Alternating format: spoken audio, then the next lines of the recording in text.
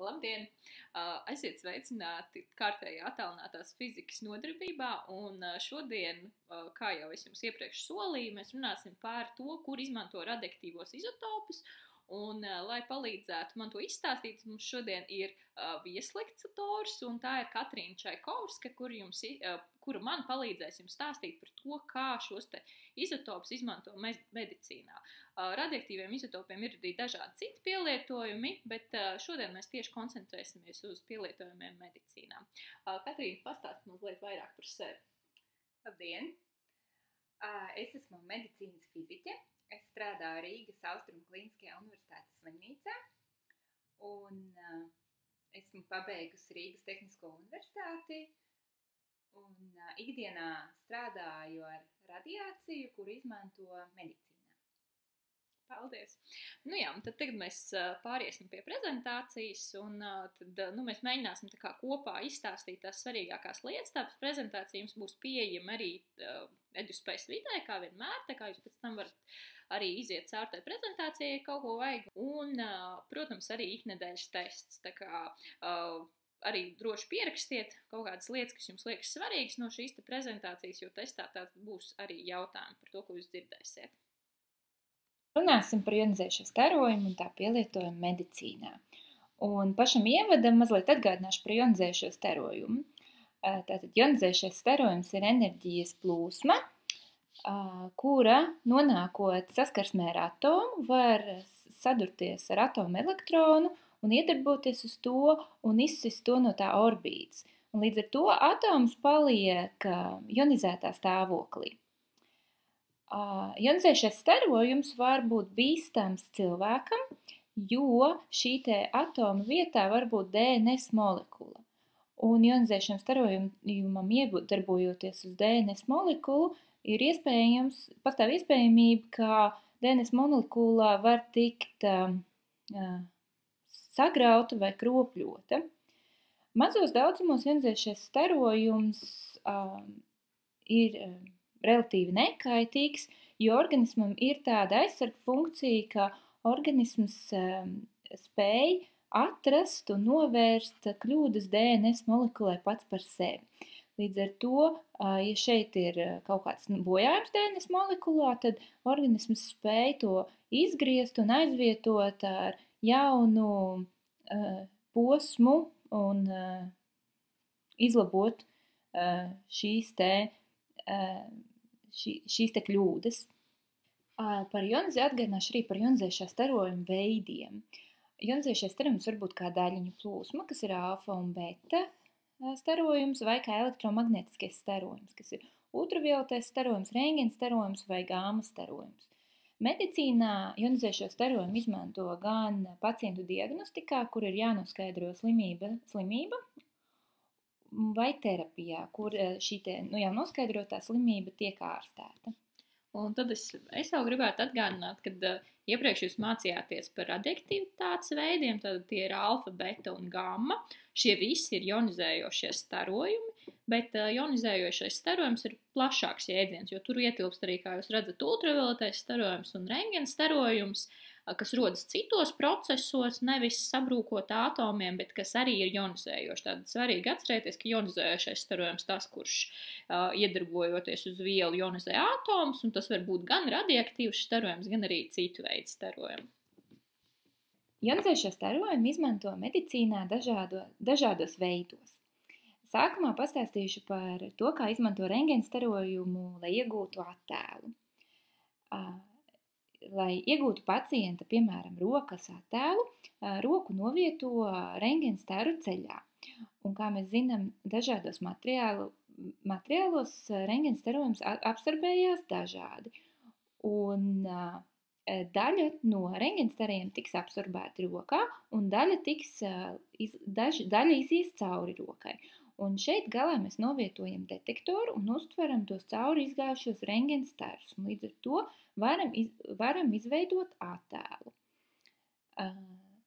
Tā kā mums ir vienmēr ir nepieciešams detektors rentgena attēlu iegūšanai, tad tāda superspēja kā rentgena redze nav iespējama, jo galā ir vienmēr jābūt detektoram.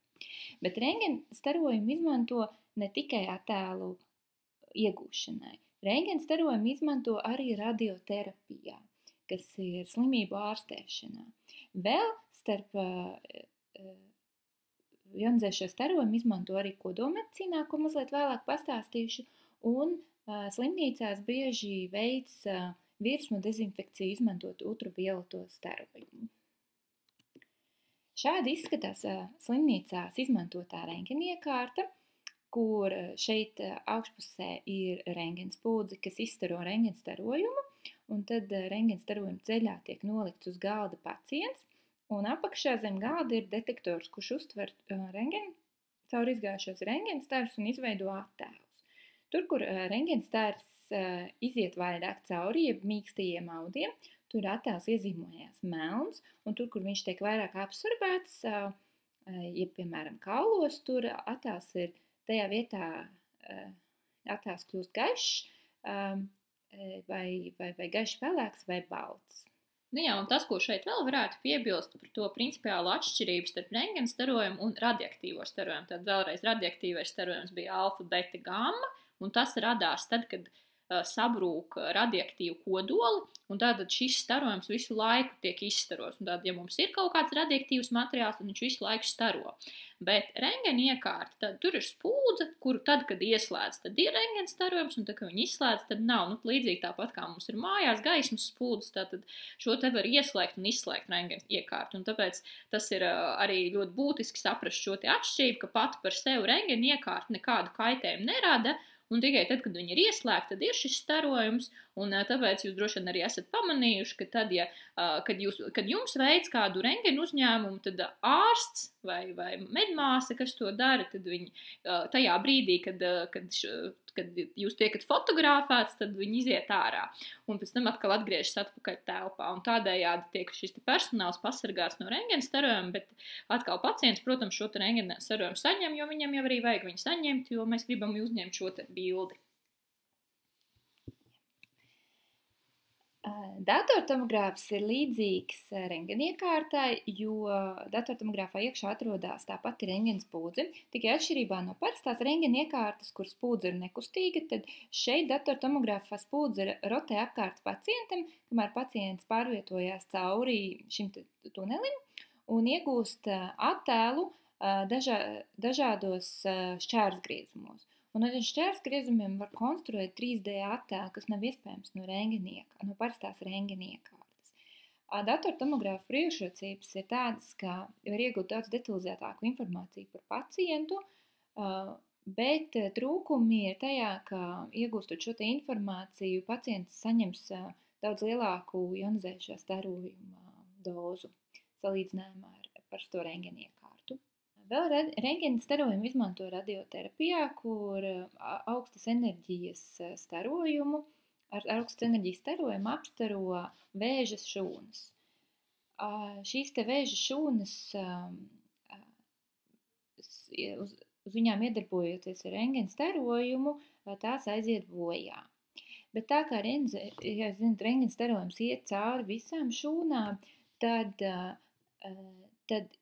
arī apkārt esošie veselie audi saņem šo te rentgena starojumu.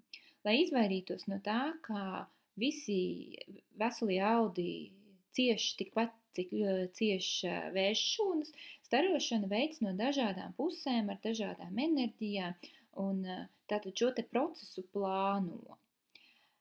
Tā, lai tikai tās vēža šūnas saņemtu nāvējošu dozu, un pārējās šūnas pēc iespējas tiktu saucētas. Un tas arī ir medicīnas fiziķa pamatuzdevums radioterapijā. Tas ir, ko es ikdienā šobrīd nodarbojos. Es plānoju, kā piegādāt šo te starojumu tikai tur, kur tas ir nepieciešams, un maksimāli aizsargāt veselos audus. Kā arī es veicu aprēķinus, kādas tad devas saņems blakus esošie orgāni, piemēram, šajā gadījumā, ko saņemtu sirds un ko saņemtu mugurkaula smadzenes pie šāda apstarošanas veida. Un kādi būtu tad riski, ko ko šis starojums varētu nodarīt veseliem orgāniem. Un kādi ir tie riski? Piemēram, jā, nejauši tiek apstarotas mugurkaula smadzenes ar stipri lielāku devu nekā ir pieļaujama. Pacients var palikt paralizēts no tās vietas uz leju. Jebkurā gadījumā pilnībā izvairīties no tā blakus auda apstarošanas nav iespējams. Bet ir jāprot izvairīties no tādām devām, kas nodarīs vairāk kaitējumu nekā labumu. Un tā, lai pārliecinātos par to, ka pacients ir noguldīts pareizā pozīcijā, jo šeit, kā jūs teicu, ir nepieciešama augsta precizitāte pat līdz milimetram, tad pacienta pozicionēšanai izmanto tādu īpašu koordinātu sistēmu, kuru uzskaita izmantojot sienā iebūvētus lāzerus. Kā arī pacients tiek pozicionēts tā, lai terapijas procesa laikā viņa kustības būtu maksimāli ierobežotas. Kā piemēram, šī gadījumā šeit tiek starota pacienta galva, un, lai izvairītos no tā, ka pacients varētu terapijas starošanas laikā pagriezt galvu pa labi vai pa kreisi, pacienta galva tiek fiksēta pie galda, izmantojot speciālu masku. Un, lai pārliecinātos par pacienta novietojuma precizitāti, starošanas iekārtai te ir piemontēta klāta parastā rentgena iekārta, kas ļauj pirms starošanas uzņemt attēlu un pārbaudīt, vai pacients ir noguldīts tieši tā, kā tas ir plānots. Jā, un cik apmēram aizņem laiku viena šāds procedūra?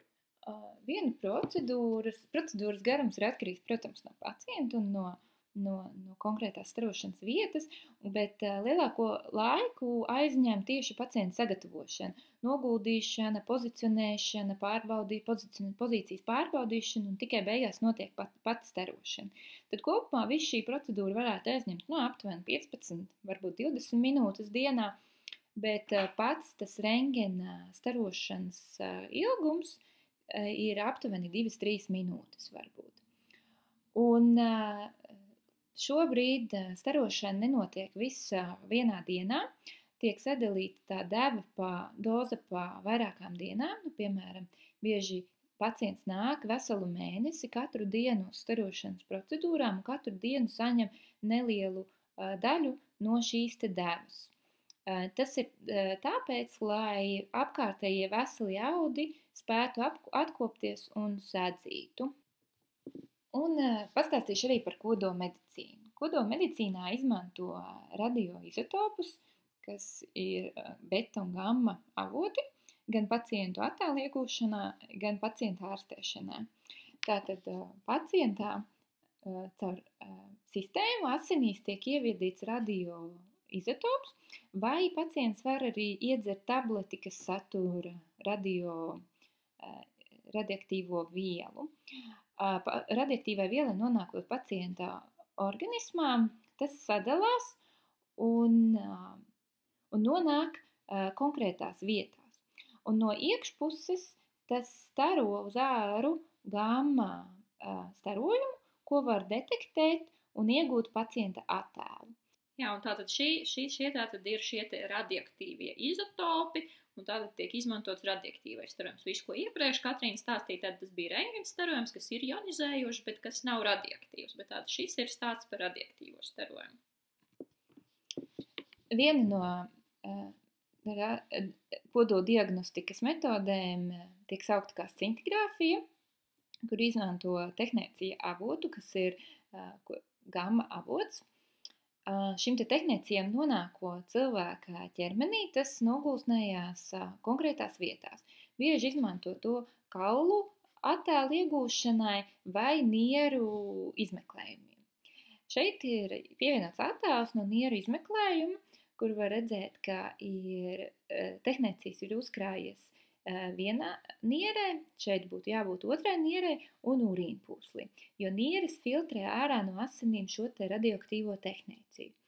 Un tad salīdzinām, piemēram, rentgena vai datortomogrāfijas izmeklējumu, kurā mēs varam iegūt tikai nieru attēlu. Šeit mēs varam arī iegūt informāciju par nieru funkcionalitāti, respektīvi vai niere strādā vai nē. Un tad līdz ar to šim te pacientam jūs varat redzēt, ka tas tumšais technēcijas ir sakrājies vienā nierē un urīnpūslī, un tā otra niere ir praktiski neredzama. Līdz ar to varam spriest par to, ka šim te pacientam konkrēti viena niere darbojas, un otra, diemžēl, nē. Technēcija pusabrukšanas periods ir 6 stundas, tāpēc kā ir jāizvēlās pēc iespējas īsākus pusabrukšanas periodus radioaktīvajiem izotopiem, bet pietiekami garus, lai būtu laiks injicēt šo te preparātu un iegūt attēlu. Kāpēc ir jābūt pēc iespējas īsākam pusabrukšanas periodam? Jo uz to laiku, kamēr šis radioizotops atrodas cilvēkā iekšā, šis cilvēks kļūst radioaktīvs, un viņš kļūst bīstams apkārtēji. Un arī, protams, sev. Un, protams, arī pats sev. Un tad otra no tādām populārām metodēm ir pozitronu emisijas tomogrāfija, kur izmanto radioaktīvo floru, kas ir beta avots. Šim te radioaktīvam floram pusabrukšanas periods ir 109 minūtes. Tas ir diezgan īss laiks. Tas nozīmē, ka šo te pusabrukšanas laiku, kopš ir izveidots šis te radioizotops, ir jāpaspēj gan injicēt pacientam, gan noskenēt šo te izotopu. Es atvainojos pacientu. Līdz ar to bieži pozitronu emisijas tomogrāfijas iekārtas atrodas blakus ciklotronam, kas ir īpaša ražotne speciāli priekš radioizotopiem. Nu jā, un šeit es varu piebilst to, ka līdz šim mēs par to vēl neesam mācījušies. Tātad tas, ko jūs esat mācījušies, ka ir šie te radioaktīvie izotopi dabā sastopami, kurus sabrūk alfa, beta vai gamma sabrukšanā, un vienkārši, ka viņi dabā tādi ir. Bet ir iespēja tādas izveidot arī mākslīgi, un to dara, pieņemsim, šajos ciklotronos, ir arī cits metods, un par tām mēs atkal runāsim nākamnedēļ par to, kā tad vispār notiek šīs mākslīgās kodola reakcijas. Jā, un šeit es esmu pievienojis pozitronu emisijas tomogrāfijas attēlu. Šis te attēls ir tā kā savienojums no datortomogrāfijas, kur te jūs redzat kauli. Cilvēka ķermenis ir iegūts datortomogrāfijas iekārtā, un šīs te krāsainā attēla daļa ir iegūta no pozitronu emisijas tomogrāfijas. Tas ir radioaktīvais flors, kas ir uzkrājies dažādās vietās cilvēka ķermenī. Mēs redzam, ka daudz ir uzkrājies smadzenēs, jo smadzenes aktīvi patērē šo te elementu, nierēs, kur nieres filtrē ārā no asinīm šo te radioaktīvo preparātu un uzkrājās urīnpūslī. Bet šeit vēl ir redzams, ka daļa no šī te radioaktīvā izotopa ir uzkrājusies pacienta krūtī, kur tam nevajadzētu būt. Līdz ar to ir viegli diagnosticēt pacientu un secināt, ka šai te pacientei ir, diemžēl, krūtī veidojums, kas varētu būt vēzis, kas tālāk ir jāārstē. Viens no tādiem radioizotopiem, ko izmanto kodolterapijā, ir radioaktīvais jods, kam pusabrukšanas periods ir 8 dienas. Radioaktīvais jodu var iedzert no tādās speciālās kapsulās, un kad viņš nonāk cilvēka ķermenī, tad viss jods aizceļo uz vairogdziedzeri, jo vairogdziedzers uzkrāj jodu. Tad viss šis te radioaktīvais jods ir vairogdziedzerī, un tad šo te terapijas metodu izmantoja ir vairogdziedzera vēzis vai vairogdziedzera saslimšanas. Līdz ar to vairogdziedzers tiek ārstēts no iekšpuses, jeb šis te radioaktīvais jods apstaro visas vairogdziedzera gan veselās, gan slimās šūnas no iekšpuses. Bet tā kā pacients iedzerot radioaktīvo jodu kļūst radioaktīvs un apkārtējiem bīstams, tad vismaz 8 dienas pacientam ir jāpavada izolācijā slimnīcā bez iespējas pamest slimnīcas palātu. Nu jā, un atcerieties, ka jūs arī pagājušajā nedēļā mācījāties par pussabrukšanas periodu, tad tas bija laiks, kad es sabrūku pusi no šī sākotnējā izotopu daudzuma, un tas nozīmē, ka pēc 8 dienām viņš vēl joprojām būs radioaktīvs, bet, nu, skaidrs, ka mazāk radioaktīvs, un tad tālāk Katrīna izstāstīs par to, kā tad vispār salīdzināt, kas ir, ko nozīmē daudz un ko nozīmē maz radioaktivitātes un radiācijas gadījumā. Jā, tātad, kā jūs jau zinat, radiācija nav iespējams viņu ne ieraudzīt, ne sasmaržot, ne sagaršot, un kā tad var nomērīt, vai cik daudz ir tā radiācija apkārt. Un mērīšanai izmanto dažādus raksturlielumus, kā piemēram bekerels, grejs vai zīverts. Ar mērvienībām bekerels, grejs un zīverts jūs jau saskārāties pagājušajā nedēļā, kad es jums lūdzu kladēs pierakstīt, kas šīs mērvienības ir. Un aptuvens priekšstats jums ir, un man arī kāds no jums arī rakstīja par to, ka īsti nav skaidra šī atšķirība, un lūdzu arī paskaidrot vairāk, tāpēc tūlīt kopā ar Katrīnu mēģināsim izstāstīt. Tātad, mums ir radioaktīvs avots, tad kaut kāds izotops, kurš izstaro starojumu, un bekerels tātad nozīmē to, ka, ja man būs viens bekerels, tad vienā sekundē viena sabrukšana notiek. Skaidrs, jo man te būs vairāk to izotopu, masas ziņā, jo vairāk būs šīs sabrukšanas, tad jo lielāks skaits šo te bekerelu.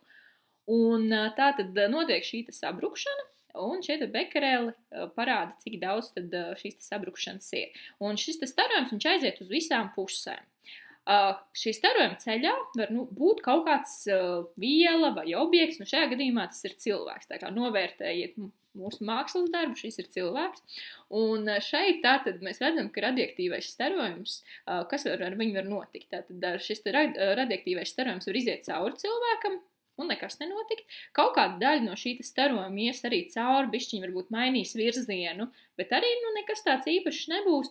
Bet būs kaut kāda daļa no šī starojuma, kas nonākot cilvēka ķermenī, atdos savu enerģiju, un tas starojums tā kā tiks absorbēts. Un šī doze, ko mēra grejos, ir tas, cik daudz no šīs enerģijas tiks šeit absorbēts tajā cilvēkā.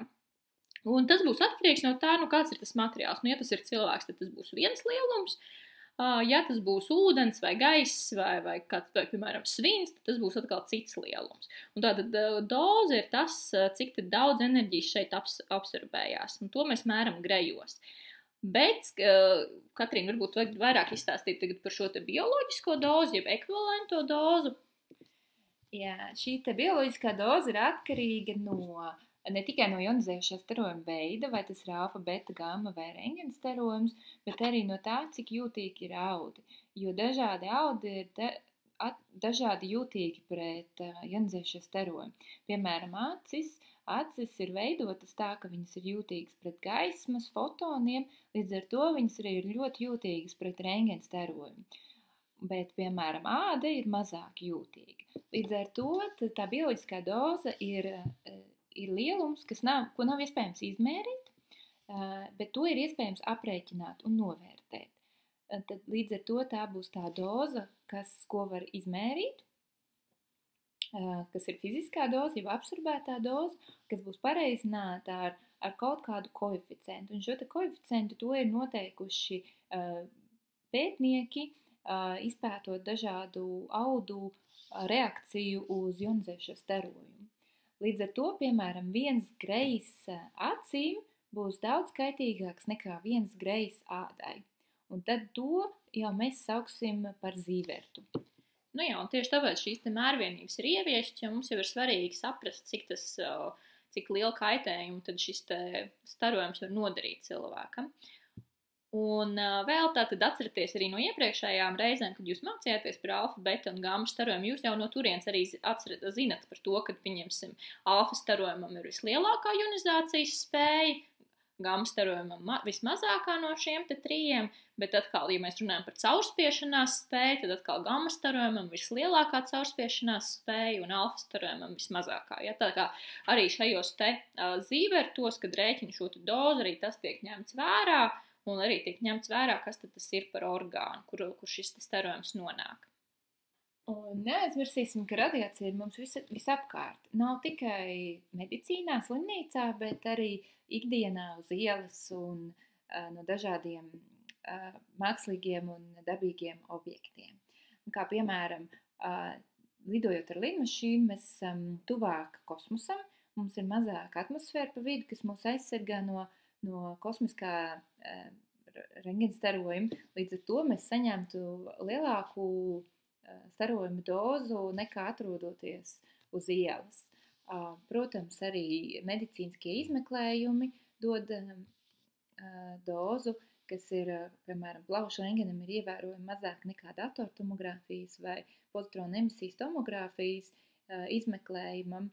Un, kā piemēram, es esmu pielikusi arī pievienojusi aptuvenās dozes, kuras saņēma Černobiļas iedzīvotāji vai seku likvidēšanā iesaistītās personas, kā piemēram ugunsdzēsēji.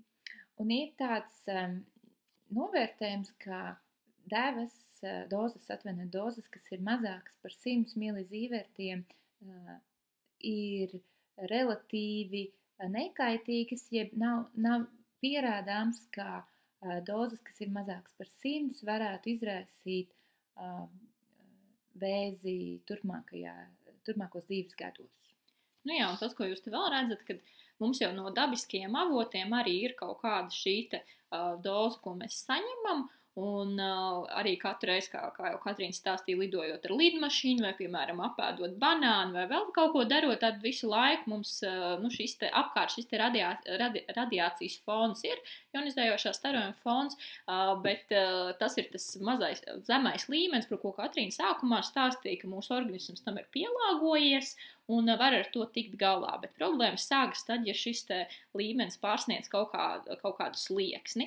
Un tāpēc, protams, ir kaut kādas iestādes arī, kas kontrolē to, lai cilvēki nesaņemtu paaugstināt šo līmeni un sekot tam līdzi. Šeit esmu pievienojis dažus attēlus, kā tad izskatās mērinstrumenti, ar kuriem var nomērīt rentgena starojumu vai citu ionizējošo starojumu. Šie pirmie 3 ir fona mērīšanai apkārtējā vidē, bet šie 2 ir, ko mēs izmantojam medicīnā, lai novērtētu dozu, ko saņems pacients rentgena izmeklējuma laikā vai radioterapijas laikā. Un, tad gribētu atgādināt par to, ka ionizējošais starojums ir kaitīgs, bet izmantojot to, var atklāt dažādas saslimšanas un sekmīgi tās ārstēt. Līdz ar to, ja jums ir nozīmēts rentgena izmeklējums vai datortomogrāfijas izmeklējums, no tā noteikti nevajag baidīties, bet tā pašā laikā vajag atcerēties, ka ir rūpīgi jāizvērtē, kad tas ir nepieciešams. Līdz ar to nevar rentgena iekārtu izmantot katru dienu.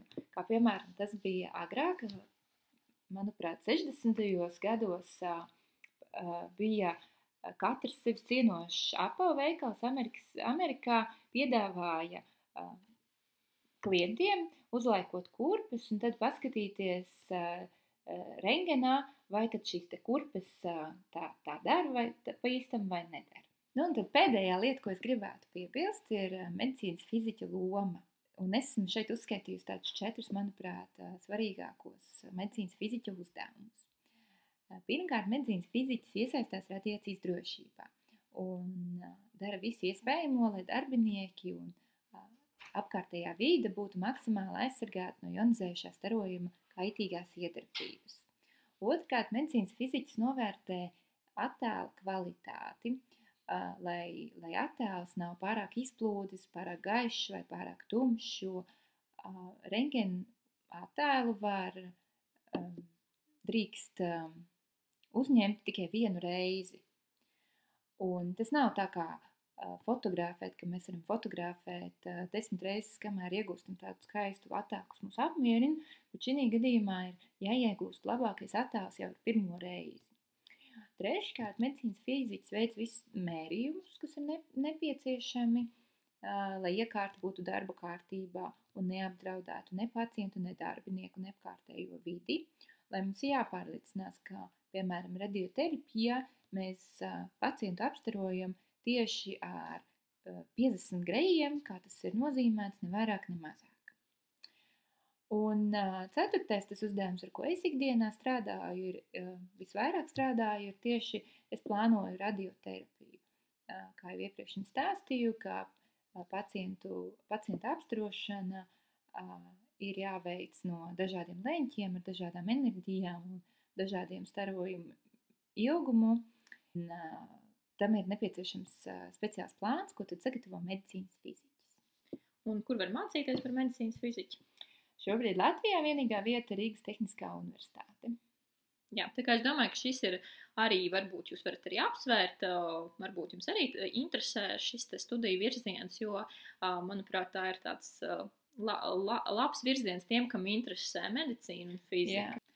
Jā, paldies jums, ka noskatījāties, un ja jums gribat vēl papildus uzzināt par šo izotopu izmantošanu, tad mācību grāmatā tas ir no 249. līdz 253. lapspusē. Šajās lapas pusēs ir arī par citiem veidiem, kā izmanto radioaktīvos izotopus, piemēram, izmanto arheoloģijā. Un tad 262. līdz 264. lapspus tur ir tā detalizēta aprakstīts par datortomogrāfiju un arī par citiem tomogrāfiju veidiem.